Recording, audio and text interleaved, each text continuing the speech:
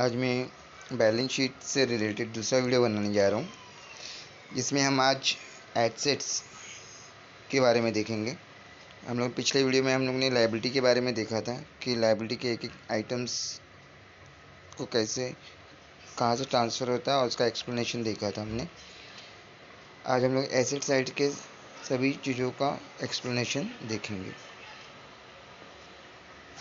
तो एसेट में सबसे पहले ऊपर देखो दिया है कैश इन हैंड और कैश एट बैंक। तो जैसे बताना चाहूँगा कि कैश इन हैंड और कैश एट बैंक जो है हमें रिसिप्ट्स एंड पेमेंट साइड के क्रेडिट साइड से मिलता है। बैलेंस कैरीड डाउन जो क्रेडिट साइड के एकदम बॉटम में लिखा होता है वहाँ से मिलता है, जो करंट ईयर का कैश इन हैंड और कैश एट बैंक होता है। उसके बाद हमारा फिक्स्ड डिपॉजिट। फिक्स्ड डिपॉजिट मतलब कोई भी कंपनी या नॉन प्रॉफिट ऑर्गेनाइजेशन अपनी कंपनी के लिए फ़िक्स डिपॉजिट रखती है, और ये फ़िक्स डिपॉजिट कंपनी के लिए क्या होता है, एसेट होता है। तो ये भी जो है हमें पेमेंट साइड में दिखाई देगा। ये हमारा रिसिप्ट एंड पेमेंट के पेमेंट साइड में रहता है। उसके बाद इन्वेस्टमेंट भी हमें रिसिप्ट एंड पेमेंट साइड के पेमेंट साइड में दिखाई देगा। वहाँ से हम इसको ट्रांसफ़र करके यहाँ पे लिखेंगे। और ये इन्वेस्टमेंट और फिक्स एसेट ये पिछले साल के बैलेंस शीट में भी हो सकता है।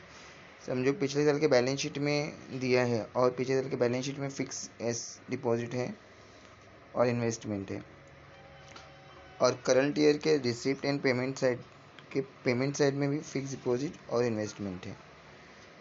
तो हम क्या करेंगे, जो बैलेंस शीट का फिक्स डिपॉजिट और इन्वेस्टमेंट है उसको रिसिप्ट एंड पेमेंट के फिक्स डिपॉजिट और इन्वेस्टमेंट में ऐड कर देंगे, तो वो दोनों ऐड हो जाएगा। मतलब लास्ट ईयर का फिक्स डिपॉजिट और करंट ईयर का फिक्स डिपॉजिट दोनों ऐड हो जाएगा करंट ईयर के बैलेंस शीट में। सेम इन्वेस्टमेंट के साइड भी वही करेंगे हम। उसके बाद है हमारा सन्ड्री डेटर। सन्ड्री डेटर मतलब क्या कि हमें किसी से पैसे लेने हैं और उसने पैसे दिए नहीं हैं, या हम नॉन प्रॉफिट ऑर्गेनाइजेशन ने किसी को गुड्स बेचा है या फिर कोई सर्विस दी है और वो सर्विस देने के बाद वो पैसे नहीं मिले तो उससे पैसे लेने हैं, तो ये भी एक एसेट होगा। लैंड एंड बिल्डिंग हमारा फिक्स डिपॉजिट, ये भी हमें लास्ट ईयर के बैलेंस शीट में दिखेगा या ये हमें एडजस्टमेंट में या अदर इन्फॉर्मेशन में दिया होगा। एडजस्टमेंट और अदर इन्फॉर्मेशन दोनों ही सेम होता है, दोनों में कोई डिफरेंस नहीं है। फर्नीचर और फिक्सचर ये भी हमें जो है अदर इन्फॉर्मेशन या तो एडजस्टमेंट में दिखेगा या तो लास्ट ईयर का बैलेंस शीट दिया है तो वहाँ पे दिखेगा, और वो वहाँ से ट्रांसफ़र करके हम करंट ईयर के बैलेंस शीट में लिखेंगे। प्लांट एंड मशीनरी भी हमारा एडजस्टमेंट में दिया होगा और लास्ट ईयर के बैलेंस शीट में भी दिया रह सकता है। और सेम जैसे कि हम लोगों ने फिक्स डिपॉजिट और इन्वेस्टमेंट के बारे में देखा, वैसे land and building, furniture, plant and machinery in सभी के बारे में भी होगा। जैसे लास्ट ईयर के बैलेंस शीट में ये सारी चीज़ें दी हैं और पेमेंट साइड में भी हमें ये चीज़ें दी हैं, तो हम लास्ट ईयर का बैलेंस शीट भी लिखेंगे और करंट ईयर का जो पेमेंट साइड में जो दिया है वो भी लिख के हम दोनों ऐड कर देंगे। उसके बाद हमारा इक्विपमेंट भी हमें जो है लास्ट ईयर के बैलेंस शीट या तो एडजस्टमेंट में दिया होगा और उसे हम करंट ईयर के बैलेंस शीट में लिख लेंगे। अब सबको क्वेश्चन भी आता रहेगा कि लास्ट ईयर के बैलेंस शीट में दिया है तो लास्ट ईयर के बैलेंस शीट की डिटेल्स हम लोग यहाँ क्यों लिख रहे हैं। तो ये सारी चीज़ें क्या है, फिक्स्ड है। फिक्स्ड डिपॉजिट है या इन्वेस्टमेंट है, लैंड एंड बिल्डिंग है, फर्नीचर है, प्लांट एंड मशीनरी, ये फिक्स्ड एसेट्स है। जो भी फिक्स एसेट्स होते हैं लास्ट ईयर में दिए होते हैं और उसको हम लोग करंट ईयर में ट्रांसफ़र कर देते हैं। जैसे अभी फर्नीचर है तो फर्नीचर एक साल ऐसा नहीं होता कि वो एक ही साल यूज़ होता है, वो 2 साल 3 साल 4 साल भी यूज़ होता है। तो उसको हम लोग क्या करते हैं, उसको हम करंट ईयर के बैलेंस शीट में इसके लिए ट्रांसफ़र कर देते हैं। Same plant and machine equipment के लिए भी होगा। प्लेग्राउंड भी हमारा ऐसे ही, प्लेग्राउंड भी फिक्स एसेट होता है। वो नॉन प्रॉफिट ऑर्गेनाइजेशन या कोई स्पोर्ट्स फाउंडेशन होता है, वो हम अपने लिए यूज़ करती है और ये हम बैलेंस शीट में ट्रांसफ़र करते हैं। मोटर व्हीकल्स भी हमारा फिक्स एसेट है। मोटर व्हीकल गाड़ियाँ वगैरह नॉन प्रॉफिट ऑर्गेनाइजेशन अपने मेंबर्स के लिए, अपने स्टूडेंट्स के लिए कभी गाड़ियाँ वगैरह यूज़ करती है। कोई फाउंडेशन है, एजुकेशन फाउंडेशन, वो क्या करता होगा कि बच्चों को घर से फाउंडेशन तक आने के लिए व्हीकल का फैसिलिटी दिया होगा, तो उसके लिए ये फिक्स एसेट्स है। और ये जो है हमें सेम एडजस्टमेंट या तो करंट ईयर के पेमेंट साइड में दिखाई देगा, रिसिप्ट एंड पेमेंट के पेमेंट साइड में दिखाई देगा। लाइब्रेरी की बुक्स होती है, वो भी हमारी क्या होती है, फिक्स एसेट होती हैं। वो हम हर साल चेंज नहीं करते, एक ही बार चेंज करते हैं। और अगर एडिशनल ख़रीदा है तो उसको ऐड कर देंगे। और अगर कोई सेल्स किया है, ये सारी जो फिक्स एसेट्स हैं उसमें से कुछ एसेट्स अगर सेल किए हैं तो उसके लिए हमें पैसे मिलेंगे, तो वो रिसिप्ट साइड में दिया होगा, तो वो हमें माइनस करना पड़ेगा। For example plant and machinery दिया है कि 5000 का प्लांट एंड मशीनरी सेल कर दिया, तो वो हमें रिसिप्ट एंड पेमेंट के रिसिप्ट साइड में दिया होगा, क्योंकि उसके लिए हमें पैसे मिलेंगे। तो जितना सेल किया है उतना प्लांट एंड मशीनरी लेस कर देंगे, और उससे या तो प्रॉफिट होगा सेल करने की वजह से, या तो लॉस होगा। प्रॉफिट होगा तो इनकम एंड एक्सपेंडिचर के इनकम साइड में लिखेंगे, और अगर लॉस होगा तो इनकम एंड एक्सपेंडिचर के एक्सपेंडिचर साइड में लिखेंगे। स्टॉक ऑफ स्पोर्ट्स मटेरियल के स्टॉक्स होते हैं। जो कंपनी तुमने स्पोर्ट मटेरियल ख़रीदी है और वो स्पोर्ट्स मटेरियल पूरा साल यूज़ हुआ, लेकिन यूज़ होने के बाद कुछ स्पोर्ट्स मटेरियल बच गए, तो वो नेक्स्ट ईयर यूज़ होगा, तो उसके लिए वो हमारा स्टॉक होता है और वो हमारा एसेट साइड में दिखाई देगा। और ये स्टॉक ऑफ स्पोर्ट मटेरियल हमें एडजस्टमेंट में मिलेगा। वही अगर रिसिप्ट एंड पेमेंट साइड में स्पोर्ट मटेरियल दिया है तो वो हमें जो है इनकम एक्सपेंडिचर के एक्सपेंडिचर साइड में डालना होगा, क्योंकि वो वन काइंड ऑफ स्पोर्ट्स की जो छोटी छोटी चीज़ें खरीदी हैं वो रेवेन्यू टाइप होता है, रेवेन्यू टाइप का एक्सपेंस होता है, तो वो इसके लिए एक्सपेंडिचर में आएगा, इनकम एंड एक्सपेंडिचर के।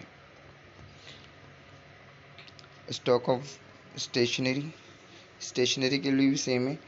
अगर स्टेशनरी जो होता है रेवेन्यू टाइप का एक्सपेंस होता है और वो रिसिप्ट एंड पेमेंट के पेमेंट साइड में दिखाई देता है। लेकिन जो कुछ स्टेशनरी बच गए, तो करंट ईयर का अगर स्टेशनरी बच गया है तो जो करंट ईयर का स्टेशनरी है जितना बचा हुआ है वो हमारे लिए अभी के लिए एसेट है, और उसको हम लोग नेक्स्ट ईयर क्या करेंगे, उसको यूज़ करेंगे। सेम स्टॉक ऑफ ड्रग्स भी वही है। स्टॉक ऑफ ड्रग्स के लिए भी सेम मेथड है। अगर हमें पेमेंट साइड में दिया है तो वो हमारे लिए एक्सपेंडिचर है, लेकिन अगर एडजस्टमेंट में दिया है तो वो हमारे लिए क्या है, एसेट है। Loan and advance is given. अब नॉन प्रॉफिट ऑर्गेनाइजेशन कभी कभी लोन देती है और एडवांस देती है। अगर नॉन प्रॉफिट ऑर्गेनाइजेशन ने लोन दिया है और एडवांस दिया है तो उससे उससे क्या मिलेगा, इंटरेस्ट मिलेगा। अब ये लोन और एडवांस जो होता है एसेट हो गया, मतलब बाद में वो पैसे मिलने वाले हैं नॉन प्रॉफिट ऑर्गेनाइजेशन को। और नॉन प्रॉफिट ऑर्गेनाइजेशन को लोन और एडवांस से जो मिलने वाला इंटरेस्ट रहेगा वो क्या रहेगा, इनकम रहेगा। तो वो इनकम एंड एक्सपेंडिचर के इनकम साइड में आएगा जो इनका इंटरेस्ट मिलेगा। लेकिन जितना अमाउंट उन्होंने लोन दिया है, नॉन प्रॉफिट ऑर्गेनाइजेशन ने लोन दिया है, वो हमारे एसेट साइड में आएगा। अक्रूड इंटरेस्ट मतलब इंटरेस्ट मिलना चाहिए लेकिन मिला नहीं है, मतलब जमा हुआ इंटरेस्ट, मतलब लोन दिया है या इन्वेस्टमेंट किया है लेकिन उसका इंटरेस्ट मिला नहीं है, मिलना चाहिए तो मिला नहीं है, तो वो एक तरीके का क्या होता है, एसेट होता है। प्रीपेड एक्सपेंस, प्रीपेड एक्सपेंस क्या होता है कि नेक्स्ट ईयर का एक्सपेंस, जो एक्सपेंस हुआ नहीं है लेकिन उसके लिए हमने ऑलरेडी पेमेंट कर दिया है, तो जब वो एक्सपेंस होगा तो हमारा होगा तो हमारे लिए क्या होगा, प्रीपेड एक्सपेंस है वो, मतलब नेक्स्ट ईयर होगा एक्सपेंस, अभी हुआ नहीं, तो उसके लिए हम लोग ने ऑलरेडी किसी को पैसे दे दिए। फॉर एग्जांपल कोई वर्कर है, उस वर्कर को काम करवाना है लेकिन काम अभी उसने किया नहीं है, हमने उसको एडवांस में उस काम के लिए पैसे दे दिए, तो वो एक तरीके का प्रीपेड एक्सपेंस हो गया, तो हमारा एसेट होगा। आउटस्टैंडिंग इनकम, आउटस्टैंडिंग इनकम क्या होता है कि इनकम मिलना है लेकिन अभी लिया नहीं है, हम लोग को मिलेगा, करंट ईयर में मिलना चाहिए लेकिन अभी सामने वाले ने दिया नहीं है इनकम, तो वो इनकम क्या होगा, एसेट होगा। अब इसमें हम जो भी एसेट्स देख रहे हैं, दो तरीके के एसेट्स हैं, एक है फिक्स एसेट्स और एक है नॉन फिक्स एसेट्स। तो जो फिक्स नॉन फिक्स एसेट्स हैं वो अगर पिछले साल के बैलेंस शीट में दिया है तो उसको हम लोग करंट ईयर में ट्रांसफ़र नहीं करते हैं, लेकिन जो फिक्स एसेट है वो लास्ट ईयर में भी दिया रहेगा तो उसको हम लोग करंट ईयर में ट्रांसफ़र करेंगे। For example stock of sport material, stock of stationery, stock of drugs, accrued interest, prepaid expense, outstanding income, ये सब नॉन फिक्स एसेट्स हैं, ये हमेशा नहीं मिल रहते। लेकिन जो हमारा fix deposit, investment, land and building, furniture, fixture, plant and machinery, equipment, ये सब फिक्स एसेट्स हैं, तो वो हमारे लास्ट ईयर में दिया रहेगा तो उससे हम करंट ईयर में भी ट्रांसफ़र करेंगे। ठीक है, तो अब जब हम बैलेंस शीट को क्लोज करते हैं तो ये हमेशा हमें याद रखना है कि हमारा लायबिलिटी साइड और एसेट साइड दोनों ही टैली होना चाहिए। मतलब टैली का मतलब है दोनों साइड में सेम अमाउंट आना चाहिए। अगर लायबिलिटी का 1 लाख आए तो एसेट भी 1 लाख आना चाहिए दोनों क्लोज करने पे, और अगर वो क्लोज करने पे अगर हमारा सेम नहीं आ रहा है तो हो सकता है कि हमने कुछ गलत किया है, तो वो हमें याद रखना है। तो आशा करता हूँ कि आपको सारी चीज़ें समझ में आई होगी और मैंने सारी चीज़ें स्टेप बाय स्टेप मैंने एक्सप्लेन किया हुआ है। अगर फिर भी आप लोगों को कोई डाउट रहेगा तो आप ज़रूर कमेंट में लिखिएगा। अगर आपको वीडियो अच्छा लगा है तो इसे लाइक कीजिए, शेयर कीजिए, और आप अगर हमारे चैनल पर फर्स्ट टाइम हैं तो इसे सब्सक्राइब कीजिए। वीडियो को देखने के लिए बहुत बहुत धन्यवाद।